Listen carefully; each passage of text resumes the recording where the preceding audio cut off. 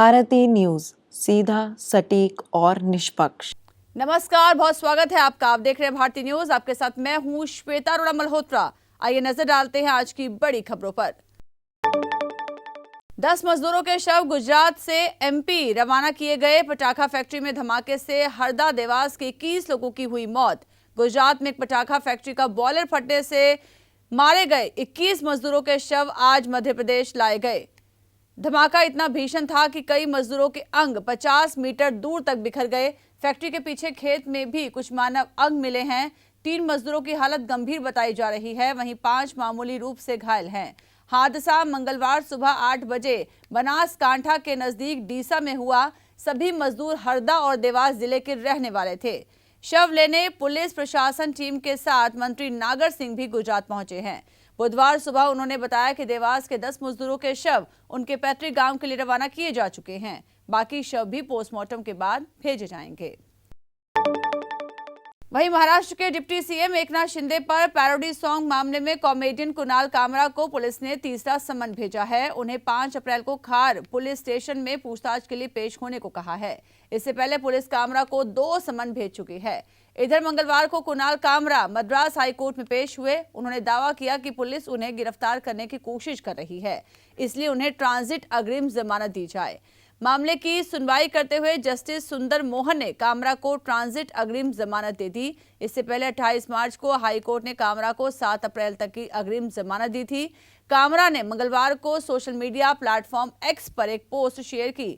इसका शीर्षक था, एक कलाकार को खत्म करने की स्टेप बाय स्टेप गाइड। उन्होंने लिखा, आज के दौर में कलाकारों के पास 2 ही विकल्प हैं, या तो अपनी आत्मा बेचकर डॉलर की कठपुतली बन जाएं या फिर चुपचाप खत्म हो जाएं। कामरा वर्तमान में तमिलनाडु में है। कामरा ने एक स्टैंड अप कॉमेडी शो में पैरोडी की थी जिसमें शिंदे को गद्दार कहा गया था। इसके खिलाफ मुंबई के खार थाने में एफआईआर दर्ज की गई। इसी केस में पुलिस ने उन्हें तीसरा समन भेजा है। इससे पहले 31 मार्च को मुंबई पुलिस कामरा के शिवाजी पार्क स्थित घर पहुंची थी। अगस्त 2024 में छात्र आंदोलन के बाद पूर्व पीएम शेख हसीना को बांग्लादेश की सत्ता से बेदखल करने में मदद करने वाले इस्लामी कट्टरपंथी अब अपने असली मकसद पर लौट आए हैं। मोहम्मद यूनुस के नेतृत्व वाली अंतरिम सरकार की अनदेखी के बीच इस्लामी कट्टरपंथी फिर से सक्रिय हो गए हैं। इन पर हसीना सरकार ने प्रतिबंध लगाए थे। वो बांग्लादेश को अधिक कट्टरपंथी दिशा में धकेलने के काम में जुट गए हैं। एक शहर में धार्मिक कट्टरपंथियों ने घोषणा की कि युवा महिलाएं अब फुटबॉल नहीं खेल सकती। दूसरे शहर में उन्होंने पुलिस को एक ऐसे व्यक्ति को छोड़ने के लिए मजबूर किया जिसने सार्वजनिक रूप से अपने बाल न ढकने के कारण एक महिला को परेशान किया था, फिर उसे फूलों की माला पहनाई। म्यांमार भूकंप में मरने वालों का आंकड़ा 2700 के पार पहुंच गया है। 441 लोग अब भी लापता बताए जा रहे हैं। वहीं 4.7 तीव्रता का भूकंप एक बार फिर से वहां आया है। आपको बता दें कि म्यांमार में आए भीषण भूकंप में मरने वालों की संख्या बढ़कर 2700 के पार हो गई है। सैन्य सरकार के मुताबिक ये आंकड़ा 3000 के पास जाने की आशंका है। वहीं घायलों की संख्या 4500 से ज्यादा हो गई है। 441 लोग अब भी लापता बताए जा रहे हैं। मंगलवार को भारतीय समय अनुसार शाम 4:31 पर 4.7 तीव्रता का भूकंप आया। आपदा के बाद सोमवार को 7 दिन के राष्ट्रीय शोक की घोषणा की गई है। सैन्य सरकार के प्रवक्ता ने कहा कि हादसे में जान गंवाने वाले लोगों को श्रद्धांजलि देने के लिए 6 अप्रैल तक देश भर में राष्ट्रीय ध्वज आधे झुके रहेंगे। म्यांमार और थाईलैंड में 28 मार्च को 7.7 तीव्रता का भूकंप आया था। ये 200 साल का सबसे बड़ा भूकंप बताया जा रहा है।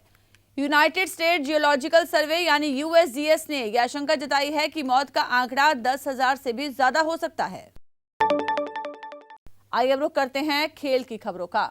मंगलवार को पंजाब किंग्स ने लखनऊ सुपर जायंट्स को 8 विकेट से हराया। निकोलस पूरन के 44 रन से पीबीकेएस ने एलएसजी को 172 रन का टारगेट दिया। जवाब में प्रभसिमरन सिंह और कप्तान श्रेयस अय्यर की 50 की बदौलत पंजाब ने 177 पर 2 का स्कोर बनाकर 22 बॉल रहते हुए मैच अपने नाम कर लिया। इकाना स्टेडियम में रोचक मोमेंट्स देखने को मिले। अब्दुल समद ने अर्शदीप सिंह की बॉल पर स्कूप शॉट खेला। मिचेल मार्श ने प्रियांश आर्या का कैच छोड़ दिया। प्रभसिमरन ने स्विच हिट पर बाउंड्री लगाई। आयुष बडोनी और रवि बिश्नोई ने मिलकर कैच पकड़ा।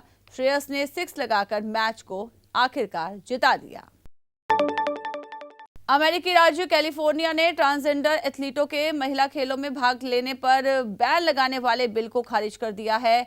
इन बिल को राष्ट्रपति डोनाल्ड ट्रंप की रिपब्लिकन पार्टी के विधायकों ने पेश किया था।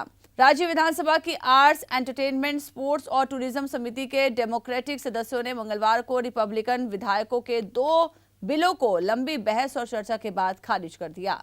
समिति के अध्यक्ष क्रिस वॉर्ड ने कहा है कि ये बिल ट्रांसजेंडर युवाओं के अधिकारों पर बड़े हमले का हिस्सा है। उन्होंने ये भी कहा कि ये नियम ट्रांस लड़कियों के लिए भी अपमानजनक हो सकते हैं, क्योंकि उन्हें अपने लिंग का प्रमाण देने के लिए मजबूर किया जा सकता है। आइए रुख करते हैं बिजनेस न्यूज का। दिवंगत उद्योगपति रतन टाटा की लगभग 3800 करोड़ रुपए की वसीयत का एक बड़ा हिस्सा रतन टाटा एंडोमेंट फाउंडेशन और रतन टाटा एंडोमेंट ट्रस्ट को दिया जाएगा। संपत्ति का शेष हिस्सा उनके परिवार, दोस्तों और करीबी सहयोगियों को मिलेगा। RTEF और RTET ये दोनों फाउंडेशन मानव सेवा और चैरिटी करती हैं। रिपोर्ट में कहा गया है कि टाटा की संपत्ति में टाटा सन्स के ऑर्डिनरी और प्रेफरेंस शेयर के अलावा अन्य फाइनेंशियल एसेट्स भी शामिल हैं।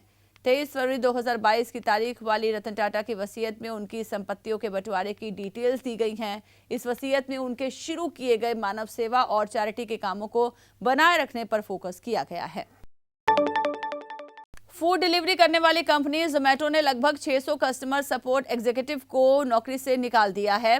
कंपनी ने पिछले साल जोमेटो एसोसिएट एक्सेलेरेटर प्रोग्राम यानी कि ज़ैप प्रोग्राम के तहत इन एम्प्लॉयज को हायर किया था। कर्मचारियों को आर्टिफिशियल इंटेलिजेंस प्लेटफॉर्म नगेट के लॉन्च करने के बाद निकाला गया है। इस प्लेटफॉर्म के जरिए कंपनी हर महीने 1.5 करोड़ कस्टमर क्वेरीज हैंडल कर रही है। जोमेटो के को फाउंडर दीपिंदर गोयल ने नगेट लॉन्च करते हुए कहा था, ये प्लेटफॉर्म कस्टमर सपोर्ट को आसान और सस्ता बनाएगा।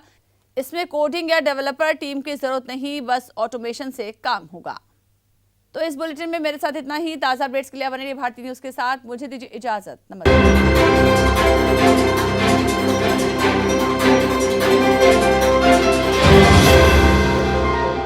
भारतीय न्यूज, सीधा, सटीक और निष्पक्ष।